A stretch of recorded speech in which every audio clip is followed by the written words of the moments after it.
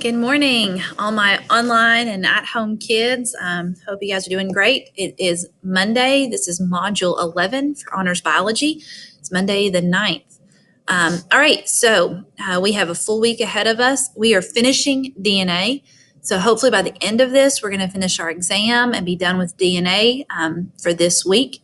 We'll move on to cell cycle, which will take us all the way through Christmas. So I'm really excited to be wrapping up and seeing the end to our first semester together. All right, I put a starter button up here because in class every day I put a starter on the board.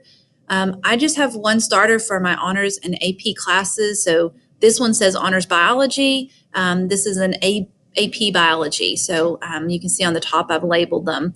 But that way you kind of see what I'm having kids get out every day, and maybe that'll help keep up with some of the classwork that you have, or at least make you feel like you're not so far away from us. Okay, so here's our lesson plan for Module 11. Let me click into it. All right, so we're looking at notes for Chapter 12, Section 3 today, which I'm going to go through in just a minute. We're doing the study guide at home, and you're reading our study guide in the classroom. We started it, we finished it up at home, and you're going to be reading in your textbook. It's very important to be able to read that textbook and understand science. Reading for information is very important, and I don't want you to get lazy on me and not know how to do that. So make sure you're reading in your book.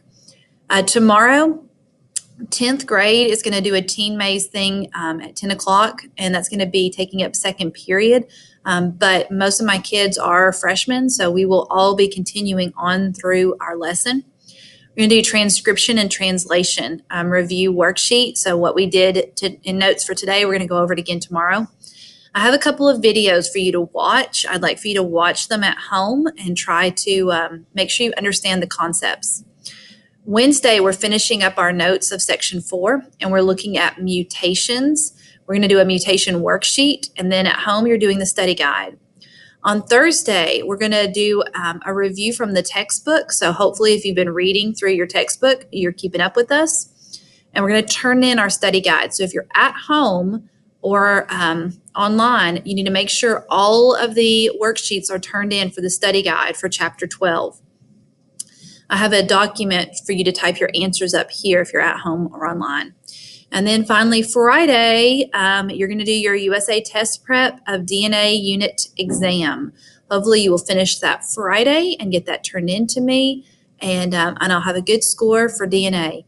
You can take the test more than once, so you should be able to get a good score for that DNA unit. So make sure you're paying attention to those questions and getting the best score possible. All right, I'm going to exit that. Okay, and let's go into our Chapter 12 notes because that's what we did today. Hopefully you're following along with them online.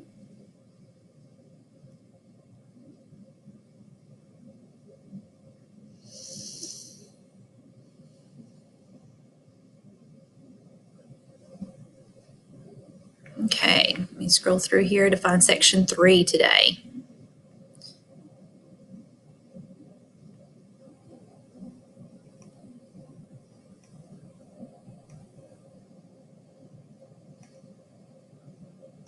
Okay.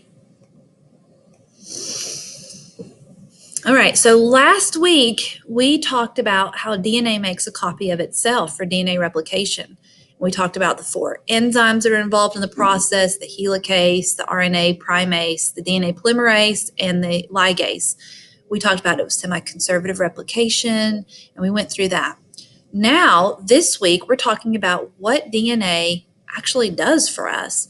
And that is going to be to build a protein, or more or less, it's got the blueprints, the instructions on how to build a protein. So the central dogma is a literary term, which means the theme. The central dogma for the theme of protein synthesis is that it goes DNA, RNA, protein. Let me repeat: DNA, RNA, protein. So whenever you hear the central dogma, they're talking about it coming from the DNA to go to RNA to go towards a protein. Okay. All right, so let's talk about RNA. We've talked about it in class that RNA has 2 things that are very different. we've said that the sugar is a ribose sugar, and they use uracil instead of thiamine. So when we bind together, we're talking about a uracil instead of a thiamine. So let me write something down real quick. Okay, hang on. So for DNA, and then we have RNA. I wrote this on the board, so I want to make sure I'm coming over it. Sugar, phosphate, sugar, phosphate.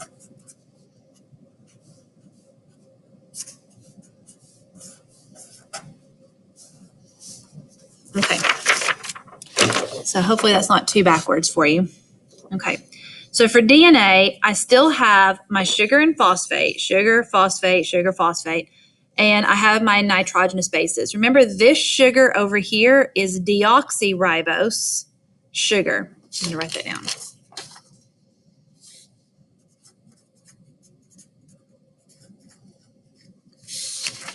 Okay, a deoxyribose. All right, so now we're going to fill out the base pairs for RNA because I'm going to explain the directions in just a minute. But what we're going to do is we're going to read the DNA and we're going to build the RNA from that. So it's still a sugar phosphate.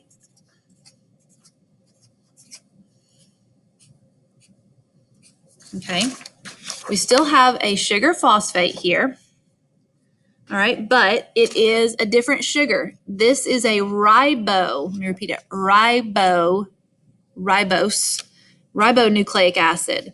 So this is not the same sugar as it is over here in DNA, okay? All right, for RNA, A pairs with what? Normally it goes with T, but in RNA it pairs with U for uracil. So A goes with U, okay? All right, what about T?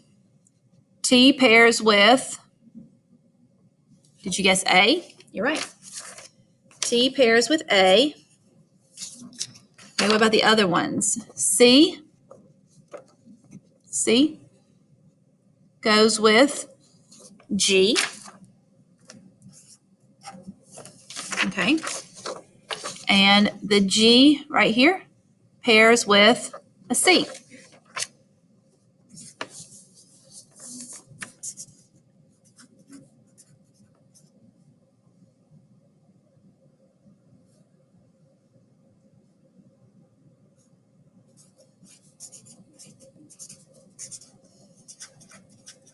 Okay.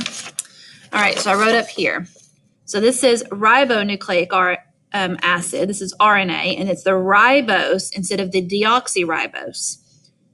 And when it's finished, RNA is just going to be a half of a strand. It's not the whole strand for RNA, just half the strand. Okay, so a single strand. All right, we have a couple of RNAs. There are 3 RNAs. You do have to memorize what they do and where they're at. The first one is the messenger RNA, and they call it mRNA. It's a long strand of RNA nucleotides that are formed complementary to the DNA strand. So right here, what I just did, where I copied that DNA into RNA language, that is an mRNA. And this is a process. This is called transcription. We're going to get to that in just a second. All right, the second one is ribosomal RNA or rRNA. rRNA, we don't actually use it in our class to like code, but you use it to build a ribosome. So rRNA comes out, it builds the ribosomes. The ribosomes are a builder. Remember, they're going to build the protein. So you have to build a ribosome before you build the protein.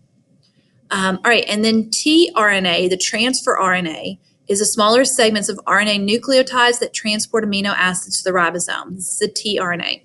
Now, last week, we did an amoeba sister worksheet, and we talked a little bit about this process, and we had on it the shape of these guys. Remember we said the tRNA looked like the letter T? You could see a ribosomal RNA was going to build a ribosome. We made a ribosome like a circle kind of guy. The messenger RNA is one piece of RNA that's coming out, but the transfer RNA looked like the letter T. Okay, so here's our first big word for a concept. This is called transcription. Transcription. All right, transcription, the DNA code is transferred to mRNA in the nucleus. The DNA is unzipped in the nucleus, and RNA polymerase binds to a specific section where an mRNA will be synthesized. Okay? All right, let's look at this again. So first of all, you need to know RNA polymerase. You've heard something similar to him. You've heard of DNA polymerase. Remember, DNA polymerase built the DNA? Well, RNA polymerase builds RNA. So let's talk about what all is happening here. Let's first talk about the word transcription. All right, I want you to underline the letter C because of these two processes, this one comes first in the alphabet, the letter C comes first, and it's the first of our processes. The other one is translation, and we'll underline the L so that it comes later.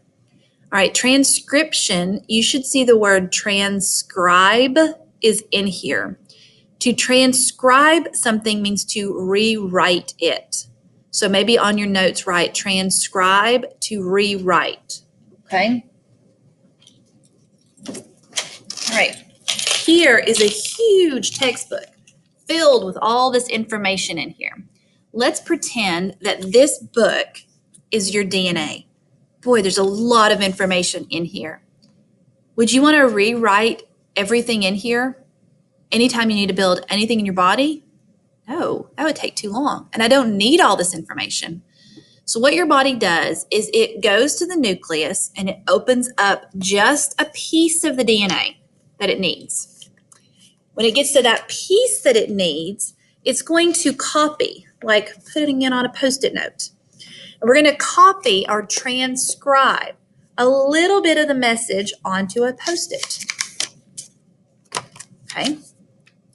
I'm going to rewrite it, writing it in RNA language, which means ribose for the sugar and uracil instead of thymine.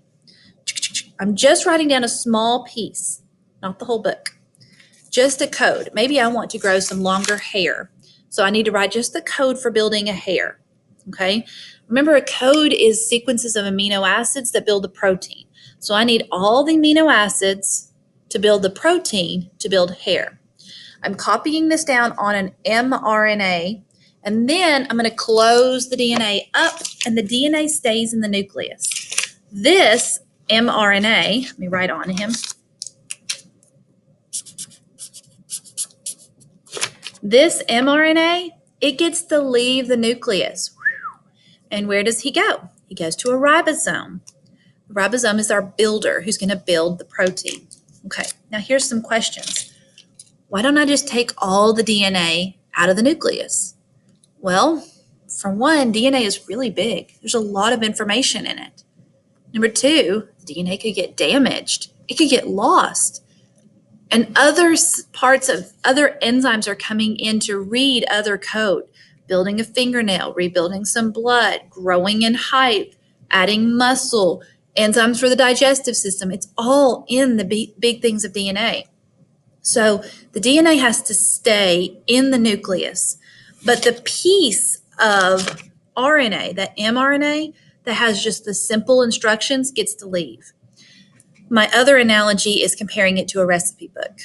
So if you've ever used a recipe book, and I know you all are all online, you get all your instructions from online, but it used to be, we used to have a recipe book. And what we would do is we would copy a recipe from the recipe book on like a little note card or something. And that's what we would use to do our cooking.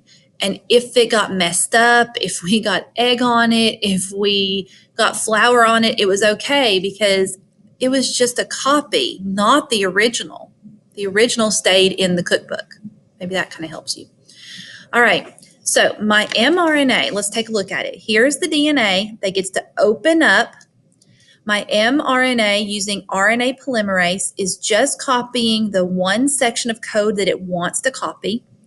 You can see G binds to C, and this must be an A that binds with U. G binds with C, T binds with A, T binds with A binds with U.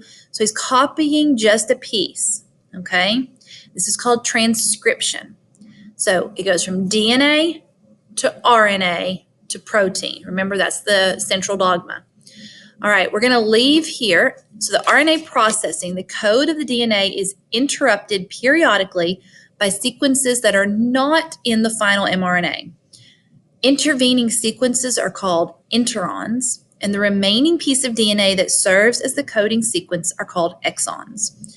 Okay, there is code on your DNA that either codes for nothing or codes for stuff we don't know yet. There's a lot of things we just aren't sure what it codes for, but there's a lot of extra on the DNA. The interrupting things that don't matter, those are introns. I don't want to say extra because it'll make us confused with exons. The interrupting parts are introns. Introns are interesting, but not important. We don't know what they code for, but they don't code for a protein. So your body will stop in the nucleus and take out the introns and let the exons go out. So think about exons as like an Exxon gas station. Exons are important. You need to stop and get gas. You can't blow up an Exxon because that would be really bad and it'd be a big explosion. Those are the parts you need. The introns, we can blow them up. We can get rid of them. They don't really matter, or at least we don't know what they do. All right, the exon is the important part. Experiments in the 1960s demonstrated that DNA code was a 3-base code. The 3-base code on DNA or mRNA is called a codon. So when we read the DNA code or the mRNA code, we read it in 3 letters. So let me come back over here. So right here, CUC, that would be a codon. AAU, that would be a codon. And that codon codes for an amino acid. Okay. All right. So this is the second part. So we did transcription to transcribe, to rewrite it in mRNA. Translation happens later. And this is where we take the mRNA, the code, and we turn it into an amino acid. Okay. In translation, the tRNA molecule acts as the interpreter of the mRNA codon sequence. The middle of the folded strand, there is a 3-base code sequence called the anticodon. The anticodon is complementary to the codon of the mRNA. Okay, so first let me show you how to use the table. Okay, AUG is typically a start code, and you can see some that are stops. So what this means is your body will read the DNA and find AUG, and that's where it knows to start copying the mRNA down. So how do I get to AUG?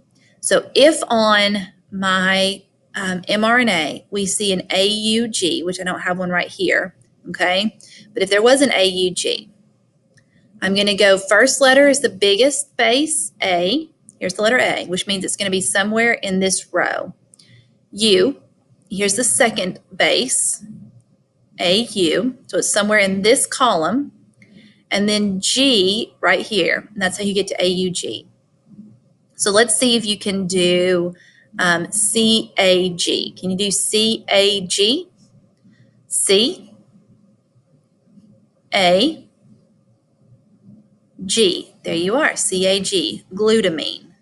Okay, and also all these end with an "ene" because remember they're building a protein. These are the amino acids to build the protein.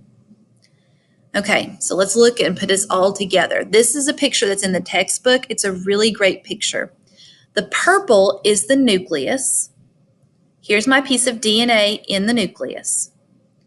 Okay, here is the RNA primase who's opened up the piece of DNA, and he's going to read the DNA and transcribe. So here's transcription that happens in the nucleus. The mRNA gets built based off of the DNA, and the mRNA comes out. Right here, the RNA gets processed, which means the interesting introns are taken out. So take them out. The exons can continue on. The exons leave with the mRNA code. We travel to a ribosome. Here's the ribosome. The ribosome, it comes through the ribosome, and now the ribosome is going to read the code, and I know you can't see because I've got my little thing here. See if I can exit this. Okay, well, we can kind of see. It's a little bit harder to see. The mRNA code is laid out here. You see AUG, that's the start. It's going to bind with UAC, okay? And this guy is going to be bringing an amino acid. So actually it's coming from this side, and they're moving down the line. They're bringing the amino acids right here, and we're going to add amino acids to the polypeptide bond to make a protein. When the protein is finished, it'll pop off and then go to the part of the body that it needs to happen in. So remember, this is called translation. It happens later. Translation, I'm translating the mRNA into a completely different language, into amino acids. I'm changing it all up into a different language. Okay.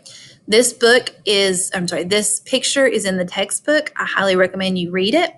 I think the videos will really help go over this again. They'll add some good animation into it and help you see it a little bit better. Our textbook mentions another experiment, the Beadle and Tatum experiment, and it was what showed that the code, one gene or one code is going to code for an enzyme. And that's how they know that these amino acids build that protein and that they come from the RNA. Okay. All right. We'll get into section 4 later this week. I'll make another video for section 4. All right. After this, you need to do the study guide and watch the videos. Okay. The videos should be very important.